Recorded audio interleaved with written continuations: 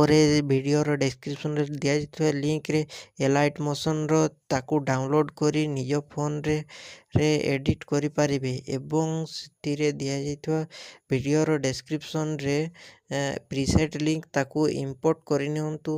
ତାପରେ ସେଥିରେ ଆପଣ ଯାହା କିଛି ଚେଞ୍ଜ କରିବାକୁ ଚାହୁଁଛନ୍ତି ତାହା ଚେଞ୍ଜ କରିପାରିବେ ଏବଂ ନ ଚେଞ୍ଜ କରି ମଧ୍ୟ ଆପଣ ତାକୁ ସିଧା ଡାଉନଲୋଡ଼୍ କରିପାରିବେ। ଯଦି ଭିଡ଼ିଓଟି ଭଲ ଲାଗିଥାଏ ଚ୍ୟାନେଲଟିକୁ ସବସ୍କ୍ରାଇବ୍ ଆଣ୍ଡ ଭିଡ଼ିଓଟିକୁ ଲାଇକ୍ କରିନିଅନ୍ତୁ।